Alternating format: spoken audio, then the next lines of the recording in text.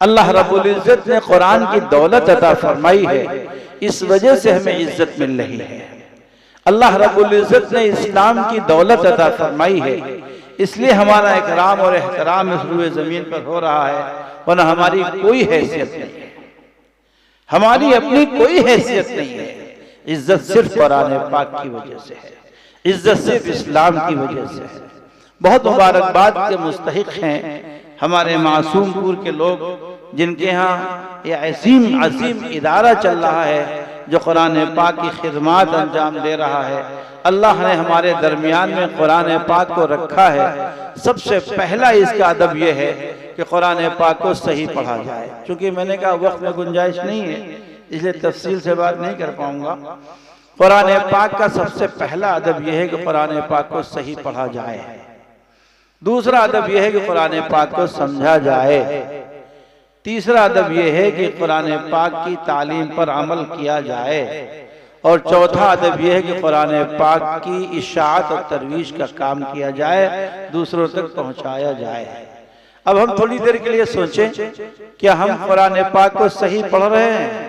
अभी रमजान आ रहा है। हमारे हजरत मौलाना अबू बकर जाबिर साहब ने कुरान पाक की आयत पढ़ी थी, ला तुहर्रिक बिही लिसानक लितअजल बिही। जब कुरान पाक के नुज़ूल की इब्तिदा हुई तो नबी ये पाक सल्लल्लाहु अलैहि वसल्लम कुरान पाक को जल्दी जल्दी पढ़ते थे, क्योंकि ये अल्लाह की अमानत है, अल्लाह के बंदों तक पहुंच जाए, कहीं हम भूल न जाए। बशरी तकाजा है, इंसान भूल भी सकता है। अल्लाह रब्बुल इज्जत ने फरमाया, ऐ मेरे महबूब, ला तुहर्रिक बिही लिसानक लितअजल बिही, आप तेज न पढ़िए। इन्ना अलैना जमअहु व कुरआना, ये मेरी जिम्मेदारी है कि हम कुरान पाक को जमा भी करेंगे और कुरान पाक को पढ़वाएंगे, हमारी जिम्मेदारी। आप तेज न पढ़ें। आप तेज पढ़ेंगे कहीं अलिफ निकलेगा, कहीं अलिफ नहीं निकलेगा।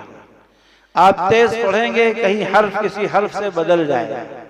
हजरात उलमाए किराम भी तशरीफ फरमाए, मुफ्तियान इज़ाम भी तशरीफ फरमाए। आप मुफ्ती अब्दुल रहमान साहब से पूछिए, हमारे मौलाना इनायतुल्लाह साहब बैठे मौलाना इनायतुल्लाह साहब से पूछिए कि एक अरबी में एक लफ्ज है सुआल, आयन से सुआल, सीन आयन अलिफ लाम। सुआल के माने आते हैं खांसी के, खांसना। उसी आयन को आप हमजे से बदल दें, सुआल कह दें उसको, आप माना बदल गए। सुआल के माने मांगना, तलब करना, पूछना। तो आयन को हमजे से बदला, माना बदल गए। दुनिया में सबसे ज्यादा हसास कोई जुबान है तो अरबी जुबान।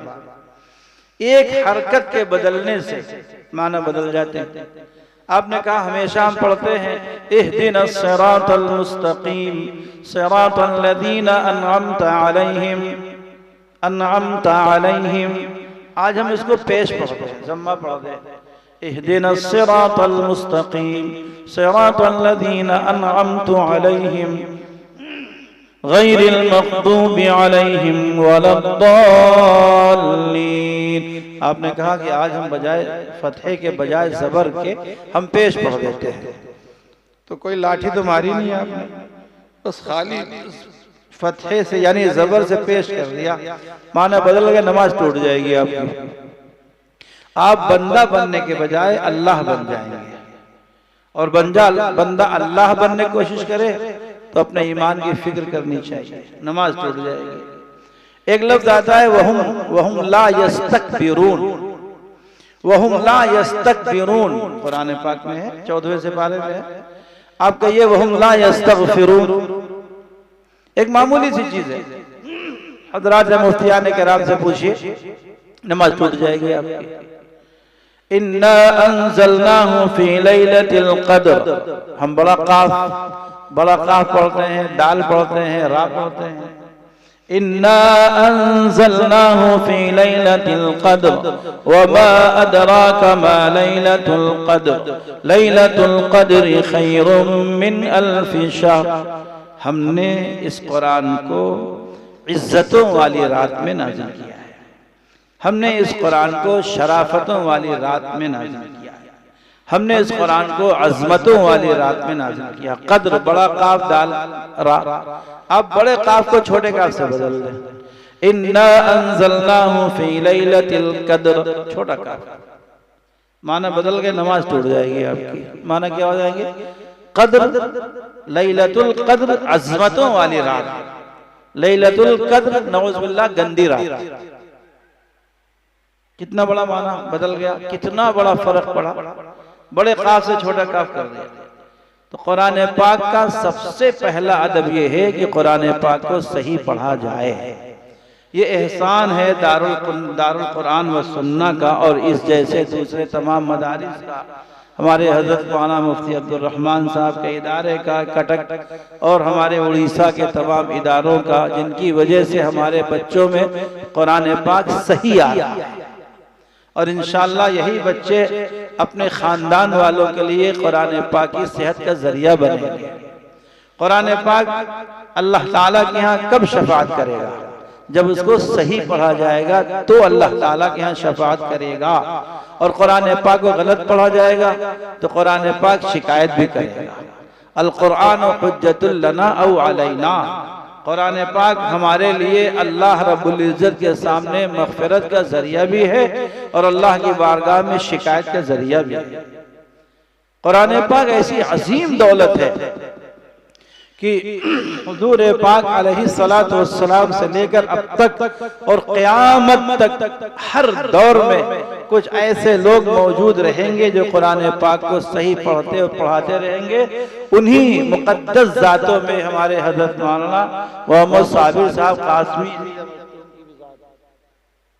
जो कुरान पाक को सही पढ़ रहे हैं, पढ़ा रहे हैं। मौका होता तो इस पर हम तफसील से आपसे बात करते। हमारा ये कुरान हम जिसके साथ वाकई सौतेला सलूक करते हैं, हमारे घरों में कुरान पाक रखा है, हमें पढ़ने की तौफीक नहीं होती। कितनी मशक्क़तों से कुरान पाक आया है। हुज़ूर पाक अलैहिस्सलातु वस्सलाम की ज़ात अक़दस पर 23 साल में मुकम्मल हुआ है। कुरान पाक की पहली आयत बिस्मिल्लाहिर्रहमानिर्रहीम, इक़रा बिस्मि रब्बिकल्लज़ी खलक़, खलक़ल इंसाना मिन अलक़, इक़रा व रब्बुकल अकरमुल्लज़ी अल्लम बिल क़लम, अल्लमल इंसाना मा लम यअलम। कुरान पाक की आखिरी सूरत बिस्मिल्लाहिर्रहमानिर्रहीम, इज़ा जाअ नस्रुल्लाहि वल फ़त्ह वरअयतन नास यदखुलून फी दीनिल्लाहि अफ़वाजा फसब्बिह बिहम्दि रब्बिका वस्तग़फिर इन्नहु कान तव्वाबा। ये सबसे आखिरी सूरत है। यहाँ तक 23 साल लगे हैं। जब नबी ये पाक सल्लल्लाहु अलैहि वसल्लम पर कुरान पाक का नुज़ूल होता था, किसी आयत के टुकड़े का नुज़ूल होता था, तो आपको देखकर हज़रत आयशा सिद्दीक़ा रज़ी अल्लाह ताला अन्हा फरमाती हैं कि आपको देखकर लगता था कि आप पर कोई बहुत ज्यादा बोझ रख दिया गया है। जब आयत का नुज़ूल हो जाता था तो आपके चेहरे अनवर पर पसीने के आसार होते थे। पहले के जमाने में लोगों को कुरान पाक हिफ्ज़ करने का शौक था। इस दौर में शौक भी नहीं रहा और कोई बच्चा हिफ्ज़ करना भी चाहता है तो उसके दोस्त, अहबाब, घर के लोग, खानदान के लोग बहका देते। पहले क्या शौक था। आपको ऐसा भी मिलेगा, तारीख को आप उठाकर देखिए, कुछ लोग ऐसे भी मिलेंगे जिन्होंने 3 दिन में कुरान पाक मुकम्मल कर लिया, हिफ्ज़ कर लिया। इमाम मोहम्मद रहमतुल्लाह अलैह, हम लोग हनफीयुल मसलक हैं। हमारे हजरत इमाम अबू हनीफा रहमतुल्लाह अलैह उस्ताद हैं। उनके 2 शागिर्द हैं, हजरत इमाम अबू यूसुफ रहमतुल्लाह अलैह और हजरत इमाम मोहम्मद रहमतुल्लाह अलैह। इन तीनों के का जो फ़िक़्ह है उससे मसलक हनफी बना। इमाम मोहम्मद रहमतुल्लाह अलैह दाखिले के लिए गए इमाम साहब रहमतुल्लाह अलैह के मदरसे में। इमाम साहब का एक ज़ाब्ता था कि हाफिज़ कुरान होना शर्त है। अगर कोई शख्स आलमियत पढ़ना चाहता है तो उसके लिए हाफिज होना शर्त है। इमाम मोहम्मद रहमतुल्लाह अलैह के कहा, हज़रत मेरा दाखिला कर लीजिए। पूछा, तुम हाफिज हो? नहीं हज़रत, हाफिज नहीं है। बेटा, तुम्हारा दाखिला हमारे मदरसे में नहीं होगा। मिसाल के तौर से हमारे हज़रत मौलाना साबिर साहब फरमा दें कि हमारे मदरसे में दाखिला हाफिज कुरान का होता है, गैर हाफिज का दाखिला नहीं होता। इमाम मोहम्मद रहमतुल्लाह अलैह को ठेस लगी, ये आए और मेहनत की, एक हफ्ते में कुरान पाक हिफ्ज़ कर लिया।